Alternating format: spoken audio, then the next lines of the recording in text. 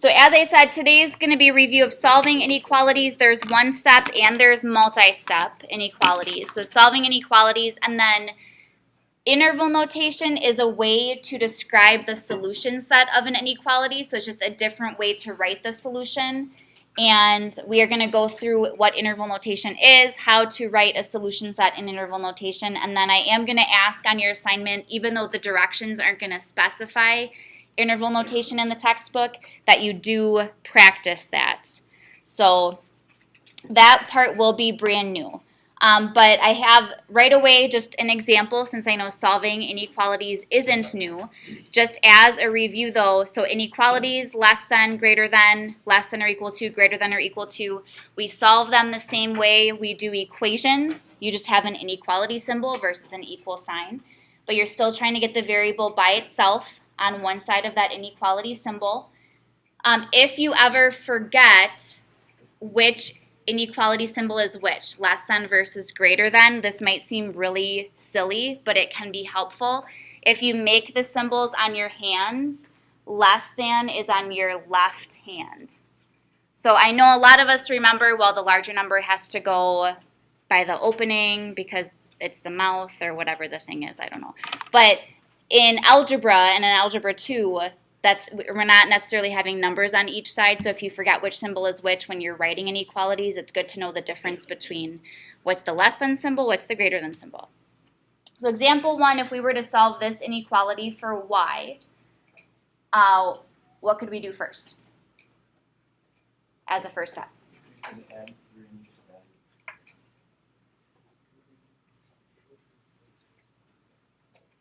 So then 4y is less than 5y plus 5. So then our next step would have to be to do what?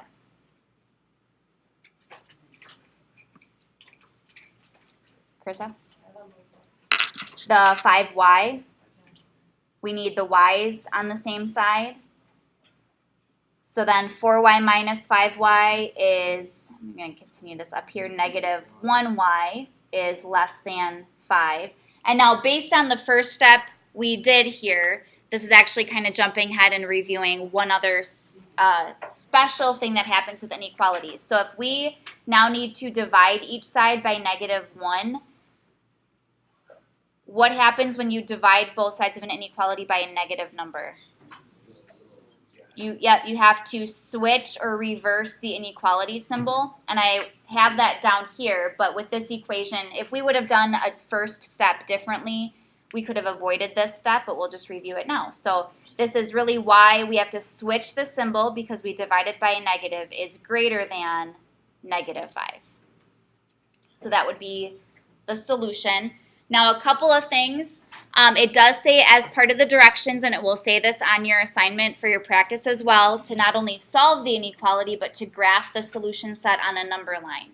So I just have some review in this box below here about graphing inequalities. When you make your number lines, I'm not asking for some really elaborate number line. First of all, you should have, I usually call this the end point.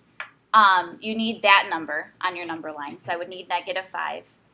But I'm not looking, for a ton of numbers on the number line. I'm not looking that you have to have 0 on there. What I am looking for is that you label one value on either side and make sure that when you're labeling the values, I would say they're spaced evenly apart from, in this case, negative 5. So, for example, if I just went 1 unit in either direction, so I have negative 6 and then negative 4. That's all I'm looking for when you're making your own number line. Unless one is given to you, then obviously you don't have to worry about that. But if you remember graphing inequalities on a number line, on the end point, so on negative 5, we either need to put an open circle or a closed dot. So we use an open circle does anybody remember when you use which one? When is an open circle used versus a dot? Abby? Open is less than or greater than, and then closed is less than or equal to and greater than. Yes. So one thing I do want to specify so that you have the understanding of what it actually means when you have a circle versus a dot, and same thing when you have the or equal to versus when you don't. If you have the circle, that means that endpoint is not included in the solution set. So when y is greater than -5 is not a solution, but all values greater than -5 are solutions. So on our number line, we would want a circle either on, or I know some of you do it above, that's fine too. And then we shade in the direction of the solution, so we want to shade all the values that are greater than -5. So we would shade to the right side towards the -4. And then if we had less than or equal to, greater than or equal to, we would use a dot on -5, and that would mean the endpoint is included, so it would be a solution. So that's review with graphing. And then we are going to get to interval notation, but something that I believe you saw, kind of depending, I guess, on when you took Algebra 1 and who your teacher was.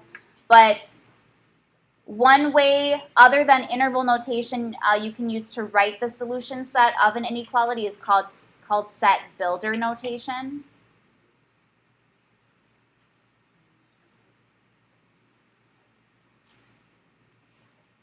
And all set builder notation is, well, actually, I'll write what this solution set looks like in set builder notation, and then I'll explain it. So it's the braces symbol for a set, y, a vertical line, and then the inequality y is greater than -5, and then you close the set with another brace. And I'll explain what this means. So in set builder notation, what this is saying is that the solutions to the inequality are all values of y. So this is basically just defining what your variable is. So it's all values of y. This vertical line is read as the phrase such that. So all values of y such that the y values are greater than -5. So why we're talking about set builder notation, why you're going to be asked to write solutions in both this notation and interval notation, is thinking ahead to not only later in this year, but those of you that will go on and take math classes such as trig pre-calc or calculus, whether it's in high school or even in college. These are notations that you will use in higher level math classes to write solution sets. So they're introduced now. And set builder notation is part of Algebra 1, if you've seen that before. All right, so what I actually think, well, we're actually going to go through number 2 simply because I want another example when we get to interval notation, but we already talked about the main idea with example 2 is to remember that when you multiply or divide an inequality by a negative number, that you switch or you reverse that inequality symbol. So don't forget to do that. So in example 2, just quickly here, if we were solving -4.2x is less than or equal to -29.4, how do we solve that for x? Divide by -4.2. We are dividing by a negative, so our less than or equal to symbol will switch to greater than or equal to, so x is greater than or equal to. And then anyone have what this quotient is? 7, yes. +7. All right, so when you write your solution set, get in the habit of putting it into set builder notation.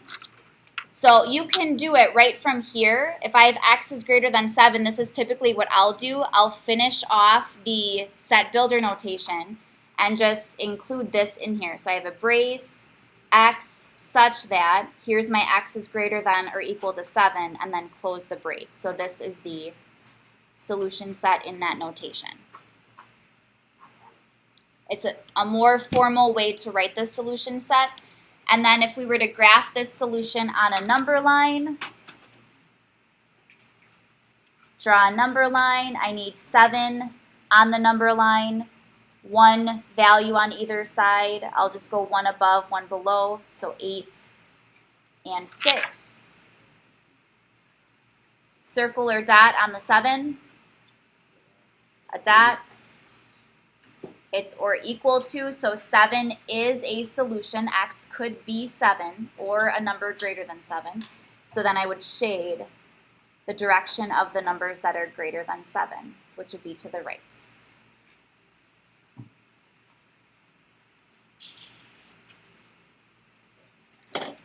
Questions so far? Okay, so then interval notation before we get to the examples on the back.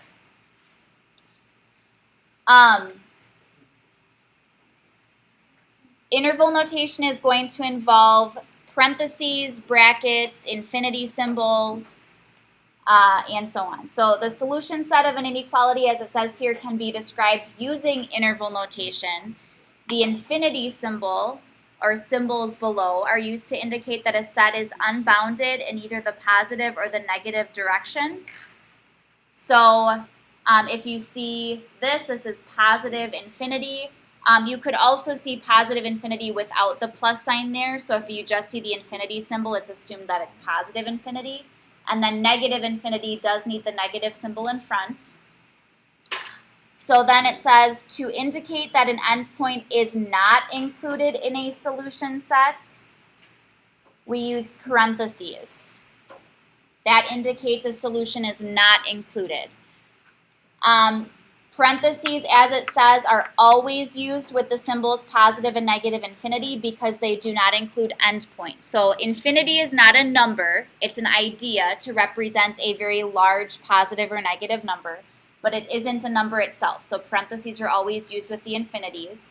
So I have an inequality here, and I included the graph. So if we had the inequality x is less than 2, I'm going to show you how you would write that solution set in interval notation.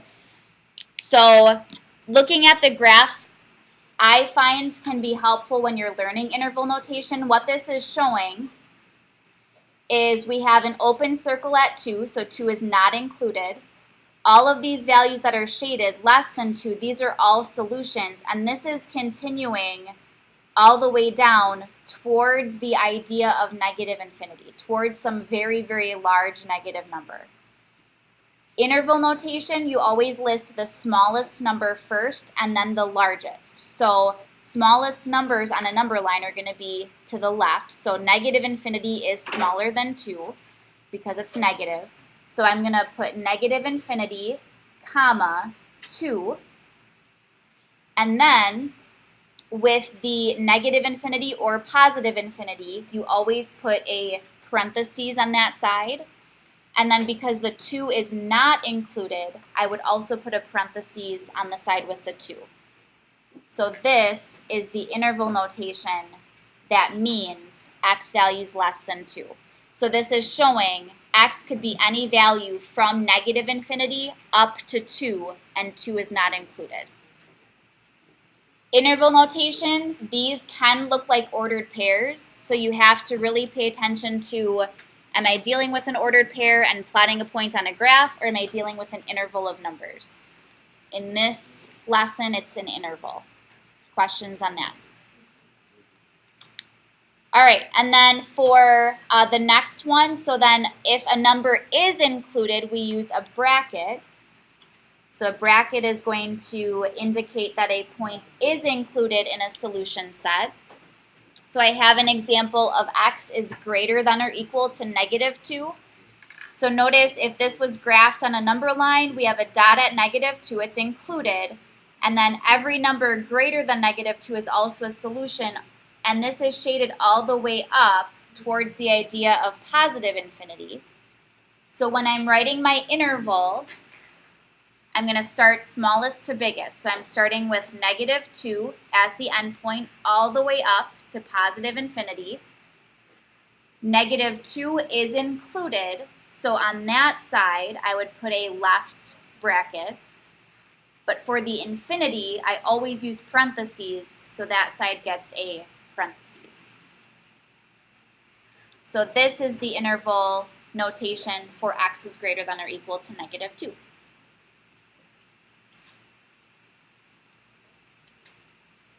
questions on that? Okay, so what I would like to do, all example 3 says, is we're going to go back to the 2 examples we already looked at and just write the interval notation so you can see that notation as well. So I'm going to go back up to example 1. And I have the inequality, and I can look at the graph as well. I'm just going to write it up here. I'll put interval and write it next to there. So I have y is greater than -5. So I'm starting at -5. It's not included, and it's shaded everything above, everything greater. So it would be -5 all the way up to positive infinity. So I'll put -5, comma, to positive infinity. Will -5 get a parenthesis or a bracket?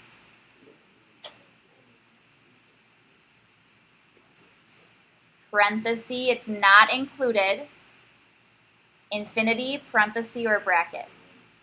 Infinity always gets a parenthesis. So -5 to infinity in parentheses is the interval for y is greater than -5.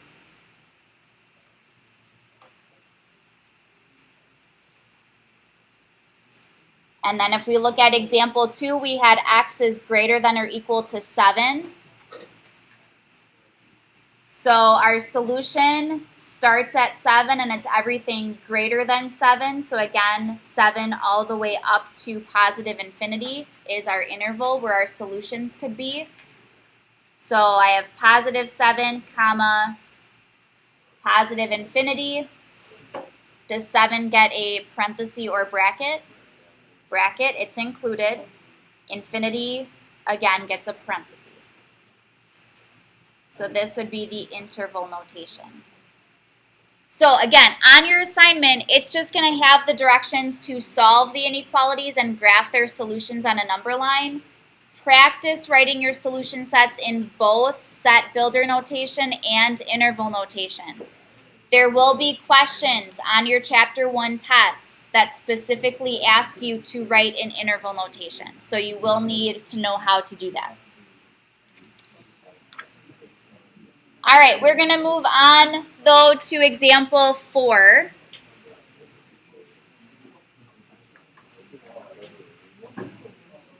I need it quiet, please.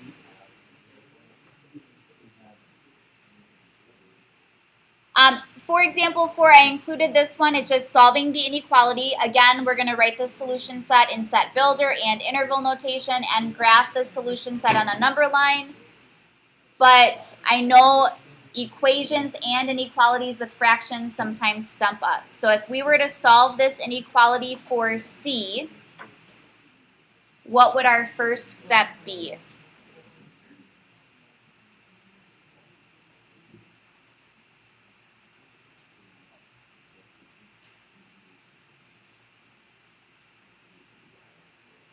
What? Yep. So we need to get rid of this 6 that's in the denominator. If it's in a denominator, it's being divided. So to cancel that out, we would multiply. So we can multiply each side by 6. It'll cancel out the 6 on the right side. So on the left, I'll have -24c is less than or equal to, and now I just have what was in the numerator, 5c plus 58.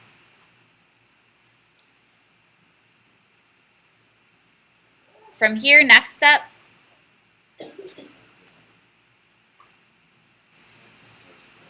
subtract 5c. Yep, we need the c's on the same side.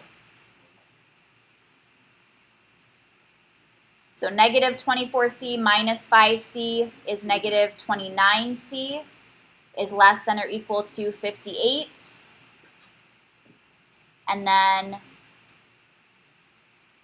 divide by -29. Does the sign stay less than or equal to or switch? It will switch because we divided by a negative. And 58 divided by -29 is -2. So change this, or rather around it, include the set builder notation. So in front of it, a brace C such that C is greater than or equal to -2, and then close the brace. So this is the set builder. And then it's up to you while you're practicing if it helps to make the number line and then write the interval notation, or if you can look at just the inequality and write the interval notation. That doesn't matter to me. I'm just asking that you practice the interval notation. So I'm going to make the graph. So I need -2, a number larger and smaller.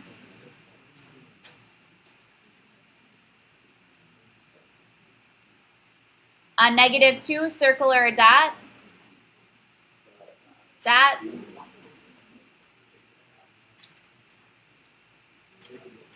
And then we're shading, whoops. We're shading greater than -2. So towards -1 on the right.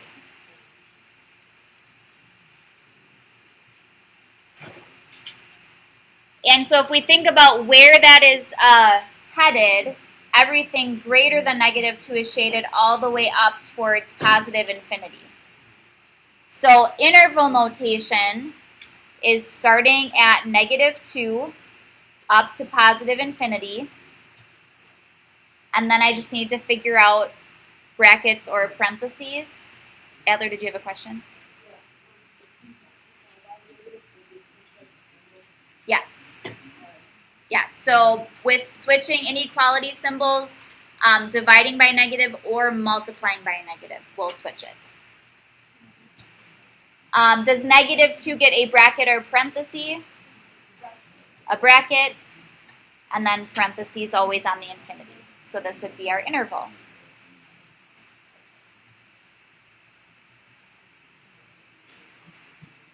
Questions on that one?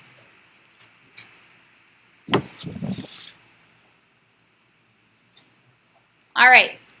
For example 5, this one you have to write an inequality and then solve it. So I do want to go through this one. Example 6 was just an extra, so I might just skip that and give you time to work instead. But I do want to go through example 5. It says Rosa's cell phone plan costs her $50 per month plus 25 cents for each minute she goes beyond her free minutes.